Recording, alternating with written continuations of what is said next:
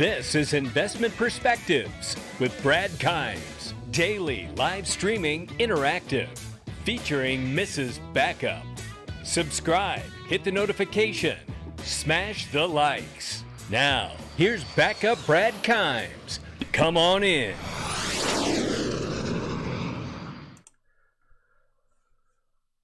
Welcome back to Investment Perspectives, everybody. Let's get right down to it. Ian Norton shares a really great article from Forbes about NASDAQ partnership with blockchain firm R3. And we know that they actually have a relationship already with Symbiont too, which is connected to Vanguard. This is fantastic. Let's just get into this because this article, every word of it is important. And it means something, and it is very good. Let's get into this. NASDAQ partnership with blockchain firm R3 is great for crypto, and it is absolutely right, and you're getting ready to find out why. NASDAQ, the architect and provider of the world's most widely adopted market infrastructure technology and services, recently announced a partnership with distributed ledger technology provider R3. It is an interesting development that provides a signal to U.S. institutional investors that the major exchange is throwing its weight behind digital assets. The market may now be mature enough for them to fully embrace the using of blockchain to issue trade financial securities. This is remarkable because we're not just talking about using it to trade digital assets back and forth. They're talking about settling and trading market securities. This is remarkable. This is absolutely remarkable. Let's keep this going. NASDAQ may be best known for powering the traditional technology-focused stock exchange that rivals the New York Stock Exchange. However, what is less well known is that it is a major provider of mission-critical market infrastructure solutions across the trade lifecycle to 120-plus marketplaces, clearinghouses, central securities, depositories, and regulators, including several digital assets exchanges. In other words, NASDAQ technology powers the financial markets and is everywhere. With its partnership with R3, NASDAQ, through its market technology arm, will now be able to provide solutions that use R3's Corda technology as they help clients move from their traditional ways of issuing, trading, and settling financial instruments to new blockchain-enabled mechanisms. Remember, really quick, ladies and gentlemen, remember this. The Corda technology also offers the Corda settler for an option to settle using the digital asset XRP. They do over time expect to expand to multiple different digital assets as a choice of settlement. But currently, right now, XRP is the settlement option for that platform. With digital asset wise. So with so many institutional clients today, NASDAQ is uniquely positioned to play a critical role in bringing about the revolution of digital asset technology. I recently sat down with John Toll, head of digital assets market technology, and Todd McDonald, head of partnerships and R3 co-founder, to learn more about the exchange's plans and their vision for R3 platform. Now listen to this. This is just great stuff here. Toll, the partnership for R3 is a continuation of a long-term digital asset technology adoption strategy. Since the early days of blockchain, NASDAQ has been an early and eager adopter of the technology. In 2015, it partnered with blockchain provider Chain to powers its private securities platform. Then in 2019, the exchange giant led $20 million investment in blockchain provider Symbiont Technology. From a market technology perspective, we continue to invest in technology that furthers NASDAQ's capabilities to build, I lost my spot there. To build and deliver solutions and services that support in the entire life cycle of digital assets, from issuance to tokenization to trading, settlement, and custody, says Toll. This is remarkable. I mean, like I said, this is as much for them in their eyes about settling the traditional securities and financial instruments market as well as it is about trading the assets, and that is exciting. From Toll's vantage point, the demand in digital asset technology appears to be booming. We see a surging demand in the space, both from traditional capital markets, from the participants outside the financial sector. Traditional exchanges are looking at digitizing their assets and making them more accessible through DLT solutions. In this case, our ambition is to build technology solutions that enables these firms to build their own digital asset marketplaces in tight collaboration with R3.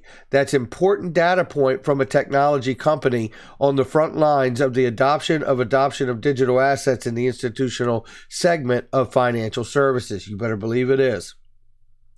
Charting a different course, NASDAQ is taking a markedly different approach than other exchanges that have been early adopters of blockchain technology, whereas NASDAQ is looking to help other companies to build and adopt solutions that they will use themselves to issue, trade, and settle custody digital assets. Other exchanges have instead sought to use the technology internally to enhance their own exchange operations. For example, Swiss Stock Exchange has established a near monopoly in the digital asset secondary market space in the country by operating a digital exchange. The Swiss Digital Exchange, incidentally, is also powered by R3 Corda, which is a venue for investors to buy and sell digital securities. On the other hand, whereas Australian Stock Exchange ASX is using digital asset smart contract technology and VMware blockchain to modernize their aging exchange infrastructure, NASDAQ's approach to empowering the financial industry with tools to help the institution digitize assets themselves may appear to be the more altruistic than the strategy adopted by their Swiss and Australian peers, who want to own and operate the digital assets value chain themselves. However, it's worth bearing in mind that with a captive audience of over 120 existing clients, NASDAQ can make a lot of money from servicing these clients with asset digitization technology. Potentially, that's even more lucrative than owning and operating a digital asset exchange themselves. It's all about the end-to-end. Toll emphasizes that they are looking at powering the digital ecosystem end-to-end, as opposed to taking one piece of the whole ecosystem, such as a purely focusing on the exchange element. For the R3 founder and head of partnerships, Todd McDonald, that approach to working across the end-to-end lifecycle in digital assets is crucial, as without the capability of large financial institutions will struggle to adopt digital assets. No truer words have been spoken there. As is the importance of well-known infrastructure providers stepping into the fore to provide credible and trusted services in the digital asset space. You mean like Ripple? 2 years ago, we at R3 had a thesis around digital assets, which is now starting to play out, says McDonald. And in order for digital assets to gain adoption, it has to be integrated into professional venues to reach institutional grade investors and be architected for these institutional investors. It's not just R3 who have been vocal about the critically for end-to-end solution to attract institutional players. Swiss neobank SEBA, which recently announced a partnership with Tokensoft to bring end-to-end digital asset services to market, has also echoed that view, highlighting the most importance or the importance that institutional investors to have end-to-end fully audited services for digital assets. Corda as the de facto platform. Toll is enthusiastic about the partnership with R3, stating that Corda platform will fit well into NASDAQ's technology ecosystem and partnership strategy and allow the organization to harness the power of scalable design and new level interoperability. Corda is a natural choice for NASDAQ given its technology stack, been built in partnerships with financial services providers. The team has focused on aspects of the technology that is important to institutional investors, such as scalability, as well as ensuring that it provides legal settlement finality. That's something we've talked a lot about here on this channel. Something that public blockchains typically cannot provide, especially proof of work based ones. We're not talking about Bitcoin. From McDonald's perspective, Corda has already become the de facto platform for its institutional trading digitized assets. If you are looking to a shift to the institutional assets, Corda is becoming the standard, says McDonald, adding the market will start to coalesce around a handful of platforms and only a few will emerge. How about that? As evidence, he points to a recent large-scale deployment of Corda in Italy. Oh, well, we heard David Rudder, CEO of R3, talk about this, where 32 banks have gone live using distributed ledger technology to remove the manual processes of interbank reconciliation.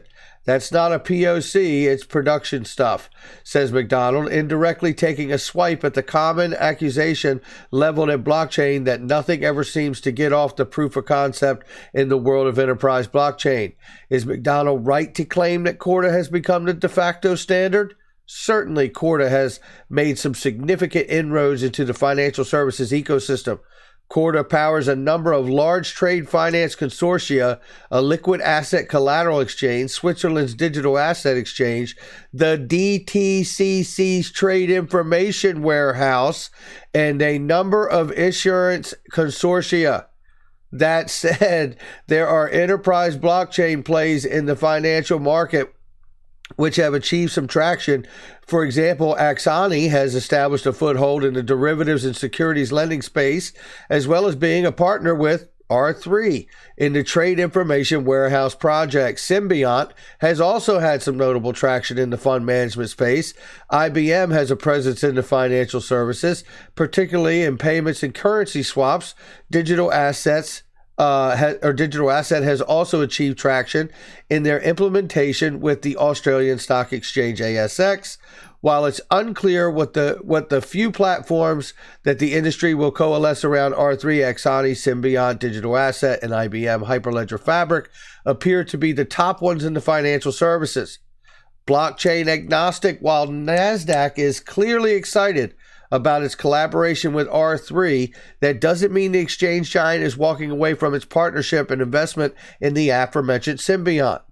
That's because NASDAQ's blockchain agnostic, says Toll, meaning we partner with several blockchain providers and we have partnered with both R3 and Symbiont for different purposes. While R3 certainly play an important role, NASDAQ remains agnostic and we continuously collaborate with different blockchain providers.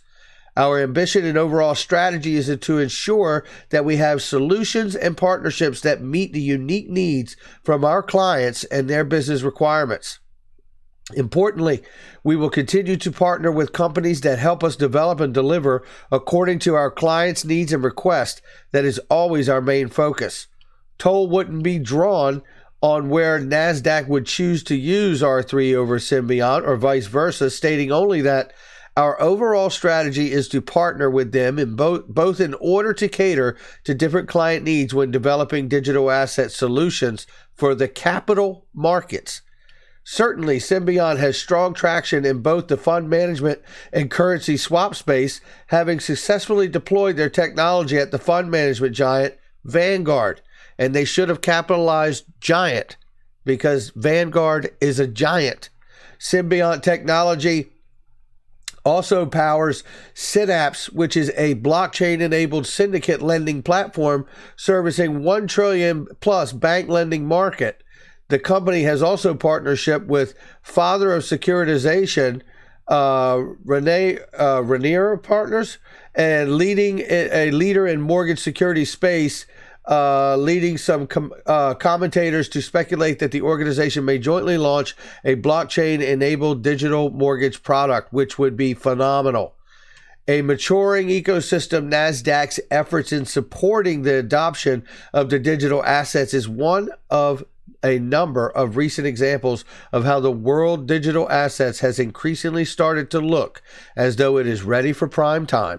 And that's exactly what this means. Really quickly, if I could, we are talking largely about the market infrastructure being put in place for the largest trading platforms in the world. And market infrastructure in the sense that we've heard Ripple discuss about it. We're not talking about Starbucks market infrastructure. We're talking about the financial infrastructure of the planet. R3 being in connection, obviously, with XRP and Ripple. It seems that the overall market sentiment towards blockchain and financial services has enjoyed something of a renaissance since the dark days of 2018, when discouraging comments from organizations such as Deutsche Börse suggested that in Trail's blockchain had actually increased cost and complexity and slow performance, which is not accurate. Some of that may be because the financial industry needed to take some time to work out where blockchain is and not suitable for being used. That's the view of McDonald's supports. It has taken a while for the financial industry to understand the use cases of blockchain. So it's been the learning curve, not the technology that's the problem. The industry has now reached a point where the technology has matured along with the viewpoint around how to use blockchain in the most appropriate way. Certainly, digital asset adoption in Wall Street appears to have kicked in to a high gear this year, with a number of high-profile projects backed by large, recognized infrastructure providers going live over the last 6 months.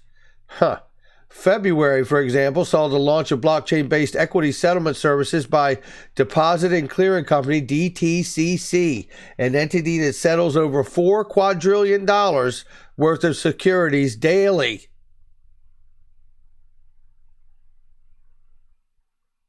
Over $4 quadrillion worth of securities daily.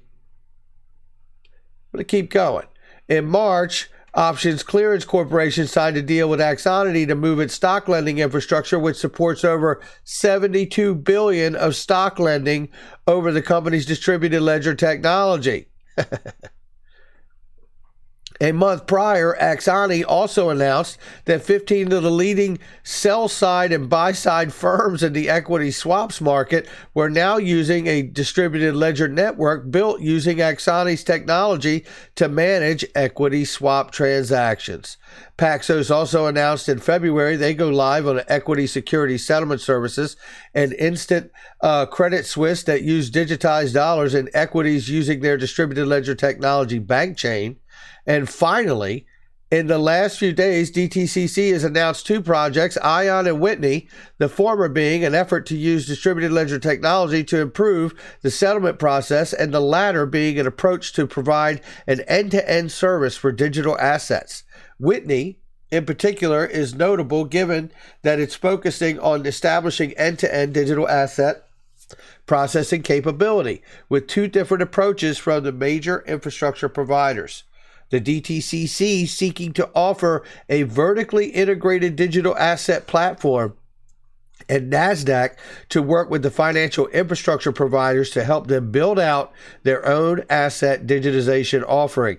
It's gearing up to be an interesting year in the digital asset world. Whoa! Ladies and gentlemen, now that is one hell of an article.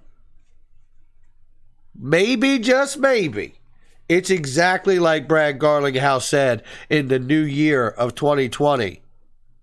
2020 is the year of the digital asset. All right, ladies and gentlemen, I'm going to wrap it right there. If you like the content, please hit the like and subscribe. It gets more interesting and more exciting by the day. And I don't know how, because every time I think about how big this space is, I tend to find something or read something that shows me it's even bigger. All right, that's going to do it for me. Hit the like and subscribe. I'll catch you on the next one.